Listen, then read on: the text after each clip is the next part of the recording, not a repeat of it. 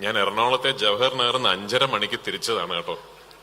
അതുകൊണ്ട് ഇവിടെ വൈകി എത്തിയതിന് ആദ്യം തന്നെ ഞാൻ ക്ഷമാപണം ചോദിക്കുന്നു. അത്തരത്തിലായിരുന്നു ട്രാഫിക്കും ബുദ്ധിമുട്ടുകളും. ഒരു കാർഷിക മേളയിൽ വന്ന് ഒരു പ്രസംഗമോ പ്രഭാഷണമോ നടത്താൻ മാത്രമുള്ള ജ്ഞാനമോ അറിവോ എനിക്കില്ല. ഞാനൊരു സിനിമാ നടനാണ്. പക്ഷേ ഈ രാജ്യത്തിന്റെയും ഒരുപക്ഷെ ഈ ലോകത്തിന്റെ തന്നെയും സാമൂഹികവും സാമ്പത്തികവുമായ ഘടനയുടെ നാഴികക്കല്ല് കർഷകരും കാർഷികവുമാണ് എന്ന് തിരിച്ചറിയാനുള്ള വിവേചന ബുദ്ധി എനിക്കുണ്ട്.